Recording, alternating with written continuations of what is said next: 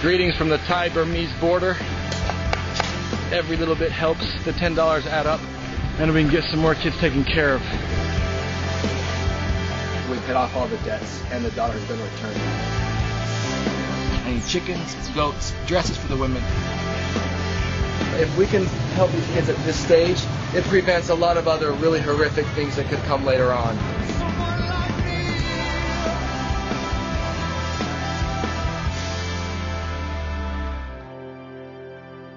My name is Barton Brooks, and I founded Guerrilla Aid. Now, Guerrilla Aid is basically just go somewhere, do something, and help somehow.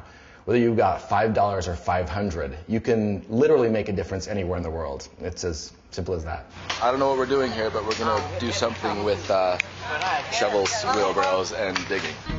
Through the GuerrillaAid.com blog, we try to put a face to the actual issue. You know, rather than speak, there's poverty in Cambodia. We say, this woman, Mai, is a lovely lady that I know there, and I was able to introduce her to the entire Guerrilla Aid community and say, this is Mai, she needs water jars, she needs a garden, she needs this. And so people around can actually see her and see what she needs, and then also watch her situation change overnight because what they did. You basically changed her life this year. So Merry Christmas, thank you so very much from Mai and myself here in Cambodia. And so they know at that time that they have made a difference, and that that bit of poverty in Cambodia no longer exists. In my mind, I'm like, it's so simple. Just go somewhere and you can figure it out. If we can get goats for all 4 of these communities, they'll have enough milk, they'll have meat when they need them, and they cost nothing to feed. The process is actually very simple, but you have to rely on people that are there. You have to rely on the locals. If you go with a preconceived notion about what you think someone needs, it never works. I like to find a local, whether it's a taxi driver or an interpreter or whatever, because they can usually direct me much better than I could direct them. This is my guy today. I got it. Within, I would say, 5 to 10 questions, you can find an orphanage, you can find a clinic, you can find a women's shelter, you can find someplace anywhere where you can make a difference.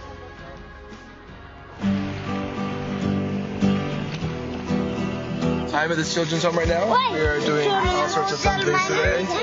And these are everybody. This guy and his wife had 3 kids of their own, and in the process of the past 2 years, they have taken over 40 kids off the streets of Kathmandu. Street children, one with Down syndrome, but had nothing. I was with a group of travelers that I had met at a youth hostel. It's always fun to have other volunteers with me other than just being solo. So we spent an entire week playing with the kids, sussing out every need that we could meet. Their water supply, you got 40 people with, this is the tank to wash with. That's dishes, hands, everything. This tank arrived today. 2,000 liters of fresh water. We'll be able to shower, whatever. Okay. This is Barrage. So let's get Barrage up here. Okay. So, good toy, and this will also give fresh water to this entire house. This is what 2,000 liters of clean water looks like for these guys.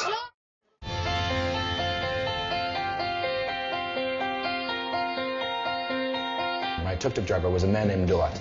I asked him, I said, how could we help today? And he knew of an amazing government school that was suffering on supplies. So I said, okay, let's go take care of this. So we made it to the school. It's really, really cool. Dulat has just introduced me to the headmaster, Roger, and he's allowed me to come in and work with his classes today. So I sent out my call online to all my base, and I said, you know, here's Dulat. This is a school he wants to go and help. Let's help him make a difference. Now he's going to help me get all the school supplies and things for the kids and things for the teachers. I asked all the school teachers what they needed, and they said all the kids need new notebooks.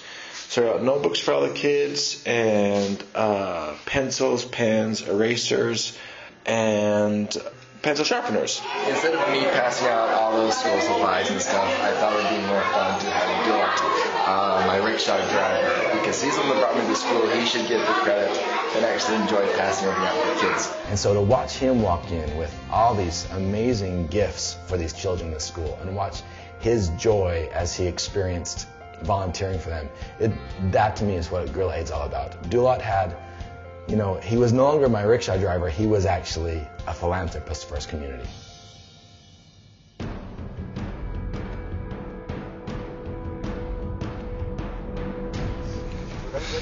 These are the kind of days that put butterflies in my stomach. Not just because I'm hiking some hill that I'm obviously out of shape for, but because I'm going to meet culture and a group of people I've never met before. The Batwa. They live at the top of these hills. Now the Batwa are a group of people in southern Uganda that were actually driven out of the forest about 20 years ago based on Ugandan conservation law. See that road down there? That's the boundary. If a Batwa crosses that road to get back into their ancestral lands, they are arrested. Even to go collect firewood, honey, they used to just be basically hunters and gatherers collecting natural honey and small game. So they're basically stuck here in the tops of these hills, can't go into town because they can't own land, can't go back to their ancestral forests because the government won't let them, and they are shunned from the locals just because they're small. The average height is around 4 feet tall, maybe a little bit smaller.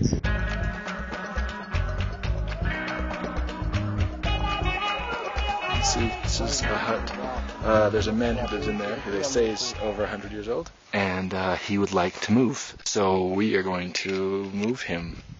Right? We can move him? Yeah, for sure. Okay, so we just need to build him a house? Yeah, build him a house, move him. Yeah, I'm speechless. Alright, looks like we're going to move a man.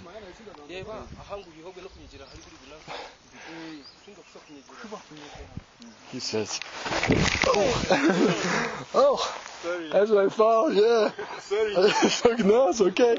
Yeah, I get emotional and fall down the hill. But this man says he doesn't want to die in poverty, so... Yeah. Okay, here we go. And within a week, we had built him a hut, a mud hut, in the village, and they were eventually able to move him over there.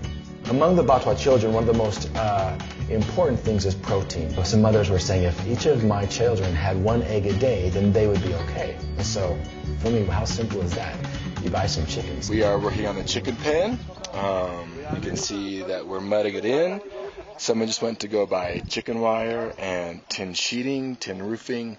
So thank you, Mike, for that. And we should be able to get this close to done today.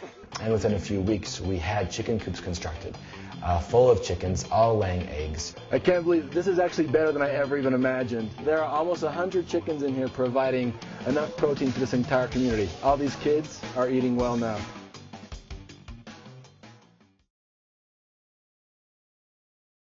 It was an amazingly beautiful day, and I got on my motorcycle to head home and I'm having just a nice reflective time. We came around a blind corner where I was met head-on by a Land Rover.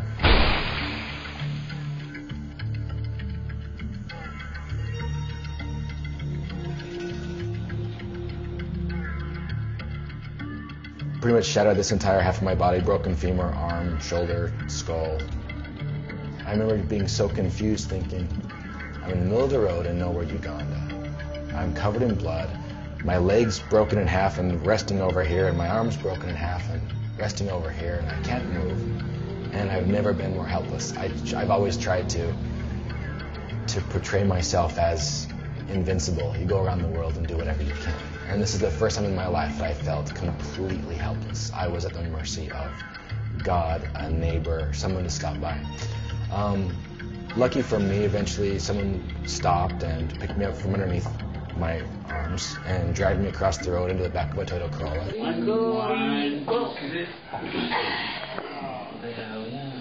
Spent 3 or 4 months in the hospitals in Uganda, then eventually flown back to New York, and am now finishing up the rehab. I was able to be flown out, whereas a lot of these people die every day of these kind of accidents. For me, is incredibly humbling, and for me, it made me realize how lucky I am if I am this fortunate and I get taken care of so well in my greatest hour of need. Then how much more responsibility do I have to step forward and these people that are suffering every day and make their lives a little bit better? They saved me in their community. I got to go back and help them in their own. And when I can walk again and all those kind of things, then I will be going back to Uganda to continue on my trek.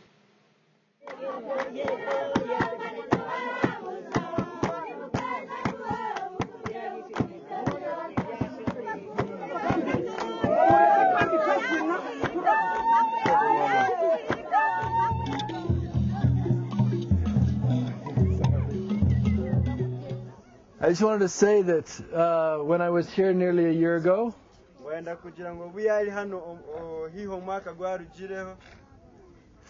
that it was the first time in a very long time that I felt at home.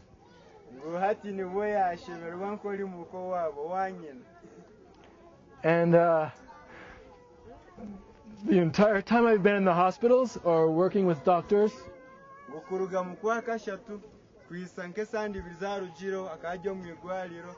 I've been thinking of the Batwa. Thank you. Thank you very much. Have a good lunch.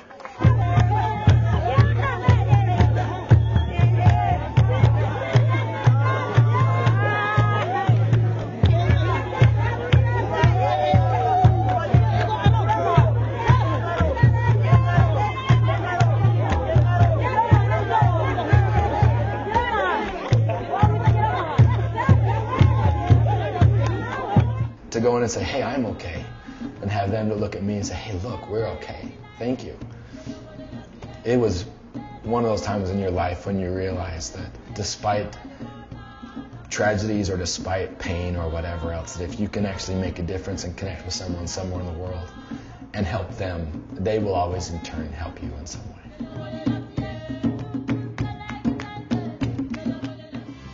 It's also invigorated me more about the benefits of Guerrilla Aid and how you really can make a difference as one person, as 5 people, or as a community that you can create anywhere you are. For me, one of the most beautiful things about Guerrilla Aid is it doesn't have to be on a beach in Thailand, or it doesn't have to be for the starving masses in Ethiopia. It can actually be in your own backyard. And the same principles that we use for Guerrilla Aid internationally can be used domestically as well. If you were to Google your own hometown, whether it's Kansas or Colorado, you can actually find ways to volunteer. That's going to be the goal of Guerrilla Aid, is to actually create a movement of people doing their own thing. A guerrilla army, a global army of people trying to make a difference.